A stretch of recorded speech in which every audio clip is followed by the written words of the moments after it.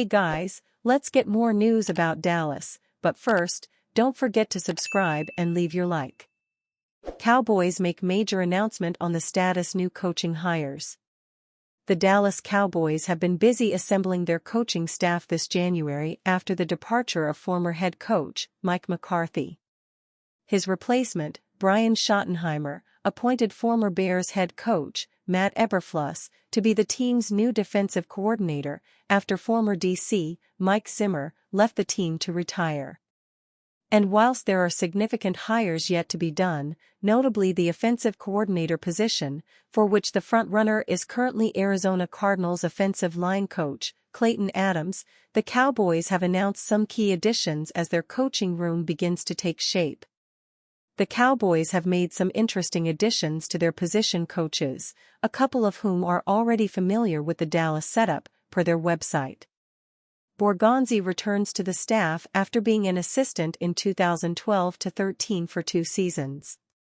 Most recently, he was the linebackers coach for the Bears on Eberflus' staff. In between, he was with the Colts for 4 seasons and the Bucs for 4 years as well. White Cotton spent the last 4 seasons as the defensive line coach for the New York Jets. Prior to that, he began his NFL coaching career with the Jacksonville Jaguars in 2013 as a defensive assistant, before later being promoted to assistant defensive line coach. He then went on to join the Buffalo Bills for 2 seasons, and then one more with the San Francisco 49ers before joining Robert Saleh's staff with the Jets. Curtis has ties to both Schottenheimer and Eberflus. He was with the Seahawks on the same staff as Schotty, serving in roles such as defensive backs coach and passing game coordinator from 2015 to 21. For 3 years, he was with Eberflus on Chicago's staff as the safeties coach. Overall, Curtis has been coaching in the NFL since 2006. Bringing in dynamic, smart and talented coaches is always the aim for any organization.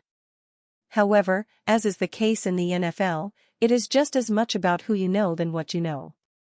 Dave Borgonzi, whose brother Mike is the newly minted general manager of the Tennessee Titans, has ties to both the Dallas Cowboys and new DC, Matt Eberflus. Whilst Andre Curtis is also familiar with Flus in addition to having a relationship with Schottenheimer back in their shared days in Seattle, where Schottenheimer served as the offensive coordinator and Curtis served in the same position he fills in Dallas. It is notable, however, that Aaron White Cotton had little connection with either the head coach or defensive coordinator before being offered the job. Yet, his resume in recent years speaks for itself, being the defensive line coach for what was been one of the top defensive lines in football at the New York Jets, ranking in the top 10 in sacks in both 2022 and 2023 before taking a step back in 2024. Cowboys promise major change in $100 million free agency moves. Dallas Cowboys COO Stephen Jones had said his piece over the course of Monday's coach Brian Schottenheimer press conference here inside the Star, and was fast walking toward the elevator, literally with a deal-closing interview with defensive coordinator-to-be Matt Eberflus awaiting. So I had to move fast. And did, scooting into Stephen's elevator. And I had to talk fast.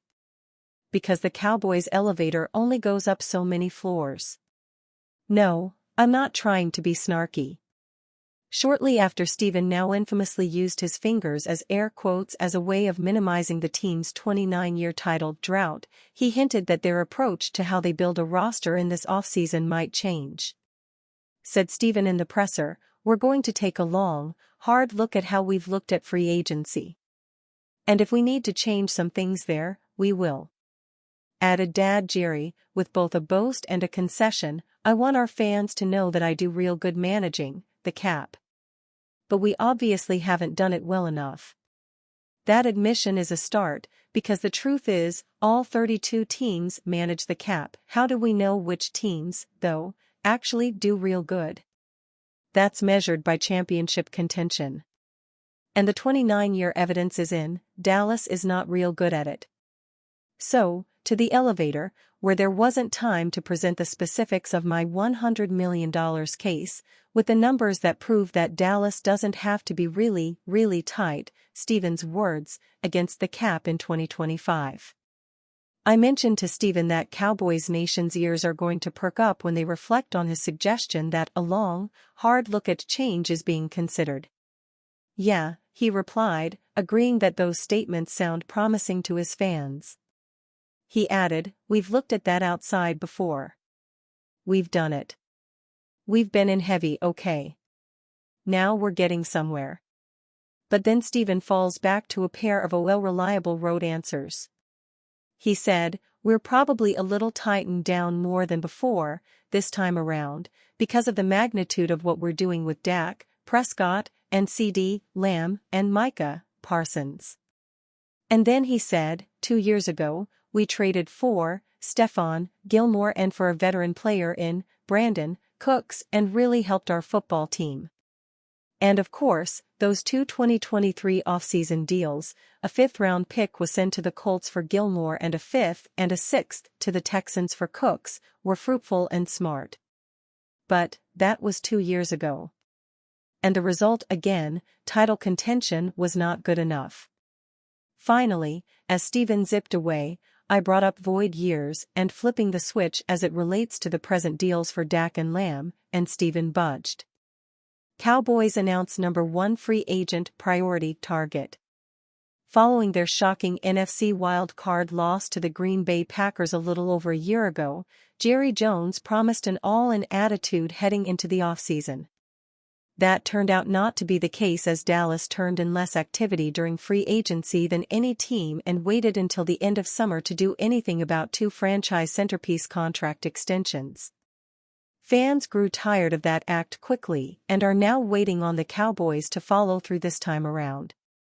Regardless of how they present, they have the cap space but also urgency to be key players on the free agency market this offseason. The contract extension of Micah Parsons is an urgent matter and will garner attention at some point. However, identifying pieces that can either help Parsons on the defensive side or alleviate some pressure by contributing to the offense would be a nice start. Look no further than defensive tackle Osa Odighizuwa, who has starred on Dallas' defensive front the last few seasons.